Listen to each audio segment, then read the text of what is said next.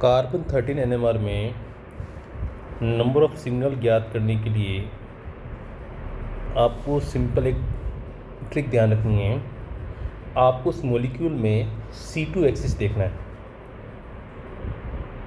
जैसे first example की बात करें तो इस एग्जांपल में हमारे पास में एक C2 एक्सिस है। एक C2 एक्सिस का मतलब क्या होगा? इसमें इक्वली दो हाफ होंगे, ठीक है। और प्रत्येक हाफ में नंबर ऑफ कार्बन कितने इसके अंदर? 2। तो इस मॉलिक्यूल में जो कार्बन 13 NMR जो सिग्नल होंगे वो होंगे 2। फिर इस एग्जांपल में एक C2 है और 2 इक्वल हाफ इसके अंदर है और प्रत्येक हाफ में नंबर ऑफ कार्बन कितने हैं? 2। तो इसमें भी जो कार्बन 13 NMR जो सिग्नल होंगे वो होंगे आपके 2।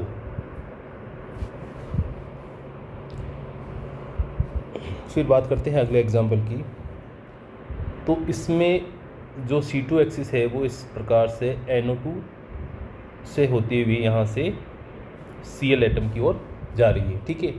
अब इसमें 2 इक्वल हाफ बन रहे हैं और दोनों इक्वल हाफ में यदि कार्बन की बात करूँ मैं तो 1 2 3 और 4, तो इसमें 4 सिग्नल हमें देखने को मिलेंगे, ठीक है। और इस एग्जांपल में हमारे पास में 1 और ये सेकंड, इसमें 2 C2 एक्सिस हैं। 2 C2 एक्सिस का मतलब क्या होगा? इसमें जो 4 भाग होंगे इक्वल, उसमें अब कार्बन की संख्या कितनी है? 1 और 2, ठीक है। इसमें जो कार्बन 13 NMR में जो सिग्नल होंगे वो कितने होंगे? हमें 2 प्राप्त होंगे।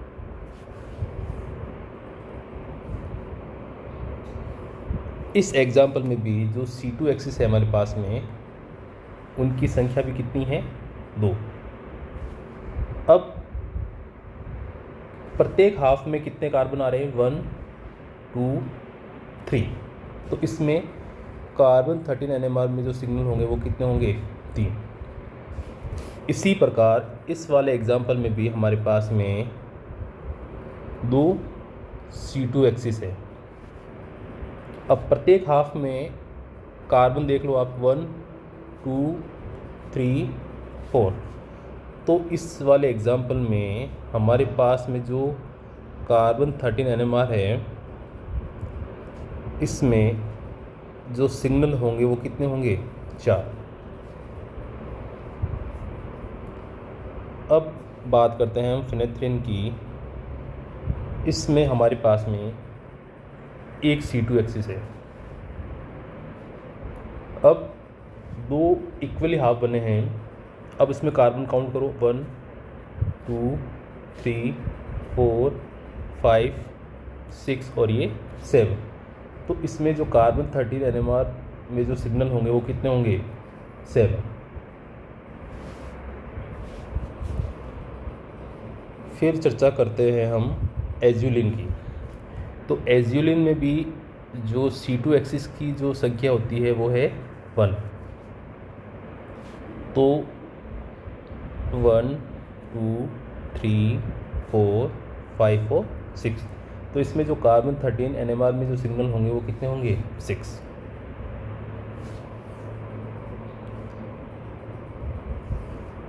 अब इस वाले एग्जांपल में हमारे पास में जो C2 एक्सिस होंगी उनकी संख्या होगी 2, इस प्रकार से, ठीक है। अब इसमें प्रत्येक हाफ में कार्बन कितने हैं? 1 2 3 4 और 5। तो इसमें कार्बन 13 NMR में सिग्नल्स की संख्या कितनी होगी? 5। इस एग्जांपल में हमारे पास में C2 एक्सिस कितना है? 1। इसके अलावा कोई भी C2 एक्सिस इसके अंदर हमें देखने को नहीं मिलेगी। तो इक्वल हाफ है, तो इसमें आप कार्बन की संख्या काउंट करो, 1 2 3 4 5 6 7 8, ये वाला कार्बन 9 और ये 10। तो इसमें कार्बन 13 NMR में जो सिग्नल होंगे वो कितने होंगे 10। इस वाले एग्जाम्पल की यदि हम बात करें तो इसको आप C2 एक्सिस मान सकते हो, ठीक है। अब इस वाले कार्बन को 1 2 3 4 5 6 और ये 7, तो इसमें कार्बन 13 NMR में जो सिग्नल की संख्या होगी वो कितनी होगी 7। फिर अगले एग्जाम्पल में हमारे पास में C2 एक्सिस कितनी है 1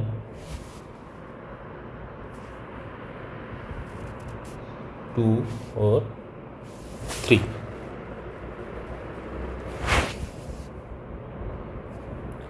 तो इसमें जो इक्वल हाफ होंगे वो कितने होंगे आपके 1 2 3 4 5 और 6, ठीक है। अब प्रत्येक हाफ में नंबर ऑफ कार्बन आप काउंट कर लो। जैसे हम इसको मानते हैं 1, इसको 2 और इस वाले कार्बन को माना हमने 3। तो इस वाले एग्जांपल में जो कार्बन 13 NMR सिग्नल होंगे वो कितने होंगे आपके 3।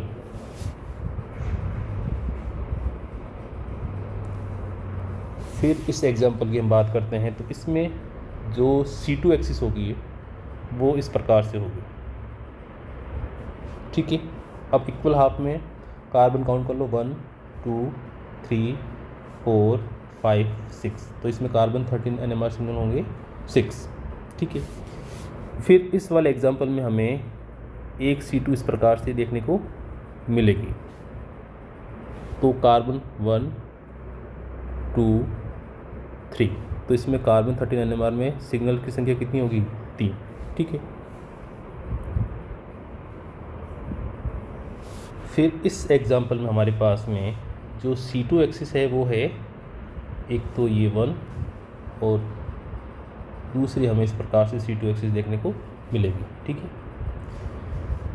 अब इक्वल हाफ में कितने हाफ बने इसके 4, तो प्रत्येक हाफ में कार्बन की संख्या 1 2, तो इसमें जो कार्बन 13 NMR में जो कार्बन सिग्नल की संख्या होगी वो कितनी होगी आपकी 2, ठीक है। फिर इस वाले एग्जांपल में यदि C2 एक्सिस हम देखें तो सबसे पहले 1 2 3, तो इसमें भी जो कार्बन 13 NMR सिग्नल होंगे वो कितने होंगे आपके 2।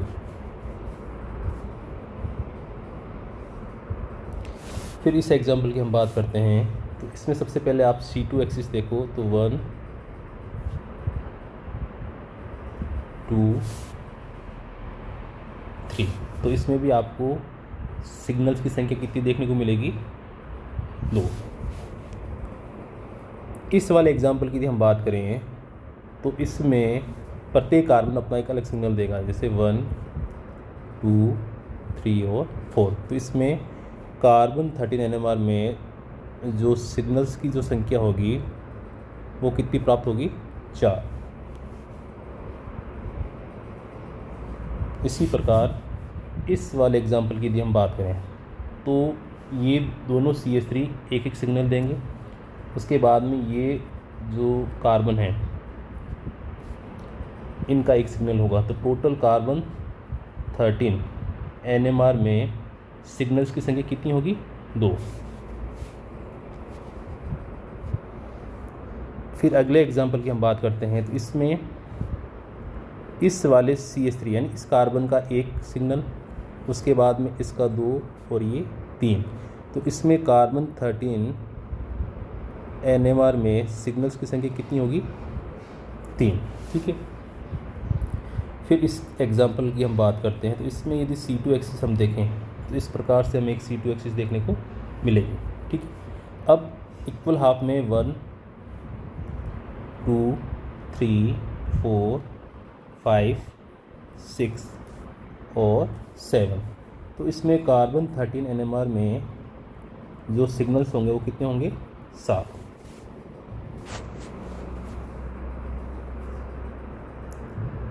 फिर बात करते हैं इस एग्जांपल की, तो इसमें भी सेम एक C2 एक्सिस हमें देखने को मिल जाएगी इस प्रकार से।